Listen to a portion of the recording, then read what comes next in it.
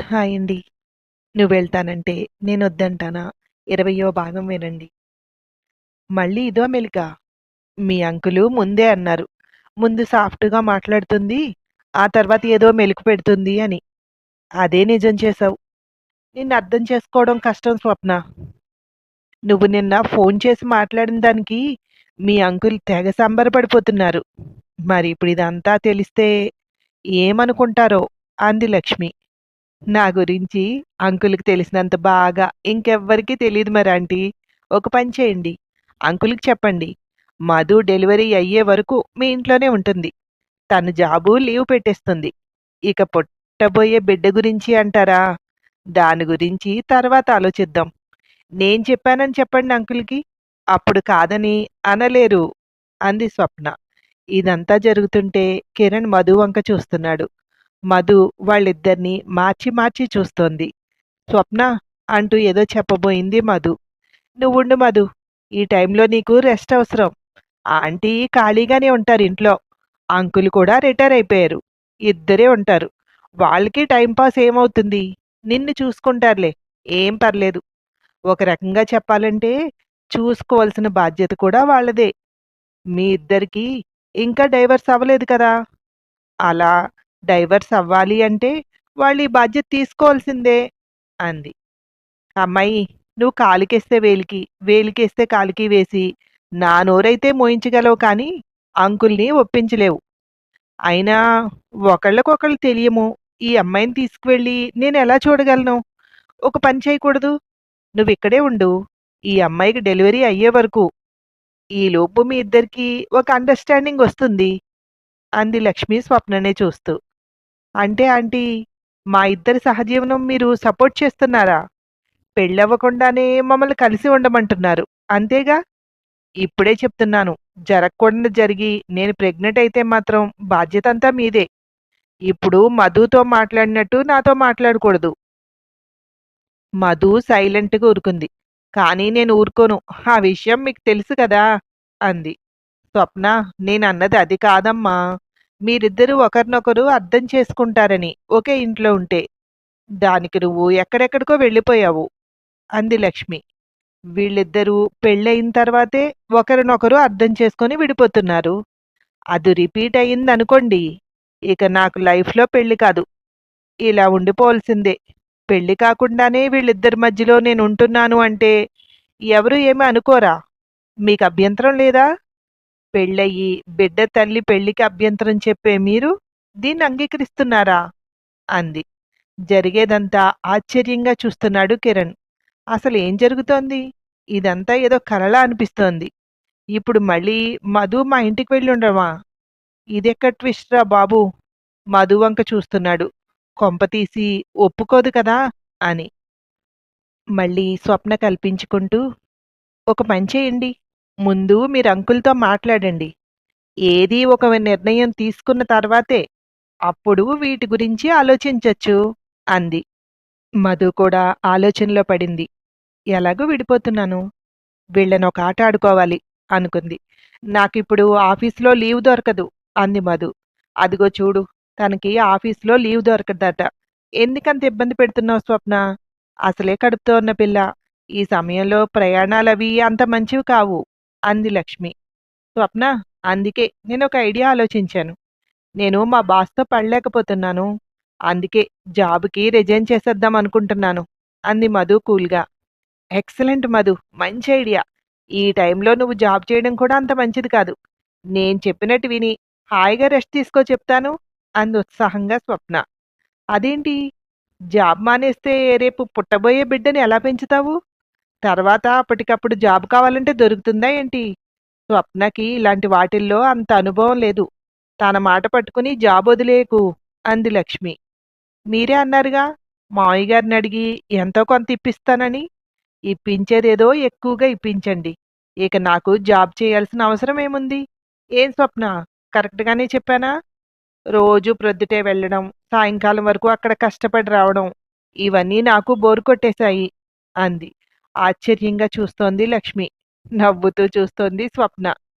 కిరణ్‌కైతే ఏమీ అర్థం కాలేదు. వెర్రి చూపులు చూస్తున్నాడు. నాకైతే నువ్వు జాబ్ మానేయడం అస్సలు ఇష్టం లేదమ్మా. చెప్పరా నువ్వు కూడా? జాబ్ మానేస్తే ఎలా కుదురుతుంది? ఈ అమ్మాయి ఏది చేసినా అన్నీ ఆలోచన లేకుండా చేసేసేలా ఉంది అంది లక్ష్మి కిరణ్‌ని చూస్తూ. అదేంటండి? మీకిష్టమైనట్టు నేనెందుకు చెయ్యాలి? నేనేమైనా మీ కోడలుగా జీవించబోతున్నానా? మీ అబ్బాయి నుండి వేరుపడి స్వేచ్ఛగా బ్రతకాలి అనుకుంటున్నాను. నేను రెడీ ఆంటీ. రేపు మీరు వెళ్ళి నేను రిజైన్ చేసొచ్చేస్తాను. మీరు ప్రయాణం ఎప్పుడంటే అప్పుడే అంది మధు.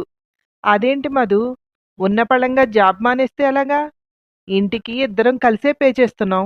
నా ఒక్కడి వల్లే అంటే చాలా కష్టమవుతుంది అన్నాడు కిరణ్. అలా అంటే అయినా తన ఆలోచన మార్చుకుంటుంది అని. ఈ పాటికి మన డైవర్స్ వచ్చేసుంటే ఏం చేసేవాడివి? అప్పుడైనా నువ్వే కట్టుకోవాలి కదా! ఆ కట్టేదేదో ఇప్పుడే కట్టుకో. కాదు, కూడదు ఈ ఇల్లు మనిద్దరిది అంటావా చెప్పు. నాతో కాదు, మీ అమ్మా నాన్నలతో చెప్పు. అప్పుడు నా వాటా నేనే పే చేస్తాను. నేనెలా పే చేస్తే నీకెందుకు? నేనే పే చేస్తాను అంది. ఏం మాట్లాడాలో తెలియనట్టు ఫాస్ట్‌గా డిసిషన్ తీసుకుంటున్నారు స్వప్న, మధు ఇద్దరు. తల్లి, కొడుకు ఏమీ అర్థం కానట్టు చూస్తున్నారు. ఇంతవరకు వచ్చిందని చెప్తున్నానమ్మాయి. నువ్వంటే మీ అంకుల్‌కి అస్సలిష్టం లేదు. నిన్నింట్లో పెట్టుకొనిస్తానని నేననుకోవట్లేదు. ఇక డబ్బులిప్పిస్తానని నేనన్నమాట అది కూడా ఎంతవరకు జరుగుతుందో తెలీదు. ఏదో మాట వరసకన్నానంతే. తొందరపడి జాబొదులుకోకు. ఎటూ కాకుండా అవుతుంది.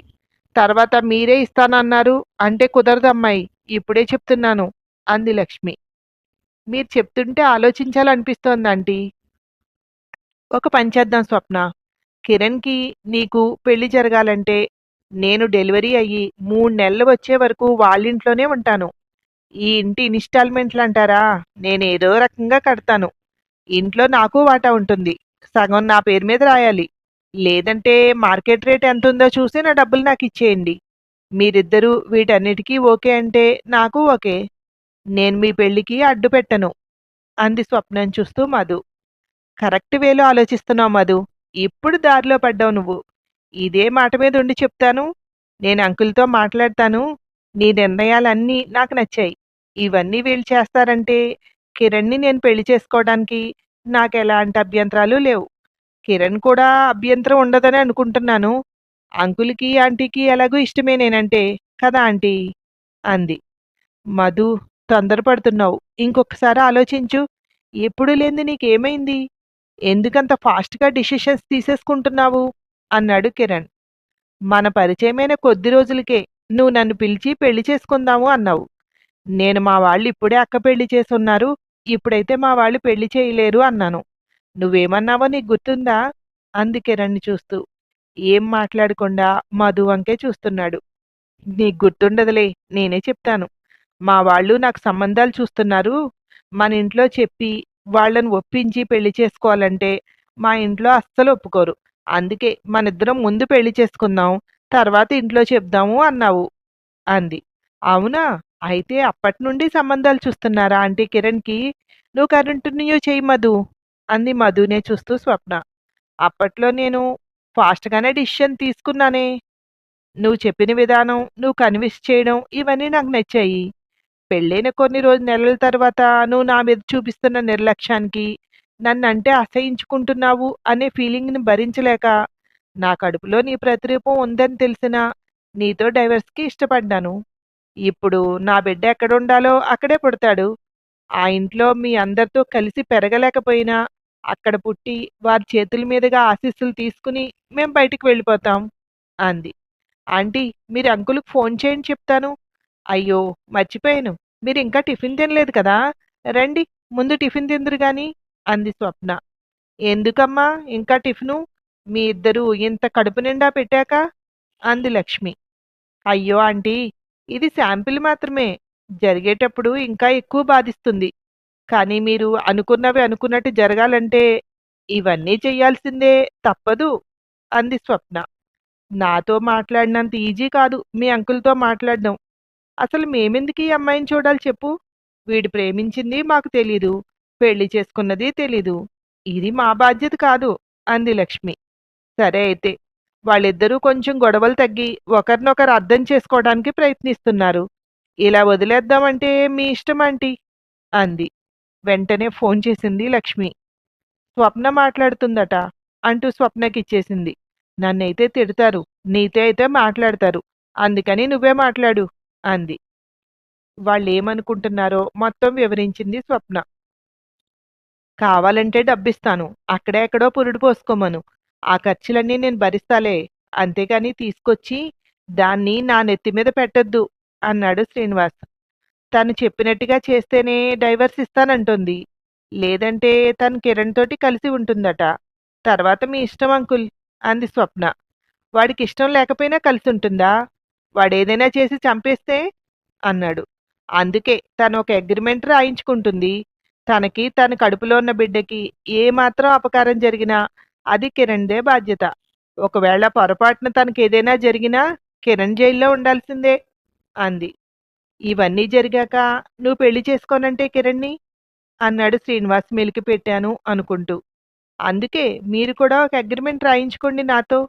తన డెలివరీ అయ్యి బిడ్డనెత్తుకుని వెళ్ళిన తర్వాత నేను కిరణ్‌ని పెళ్లి చేసుకుంటాను.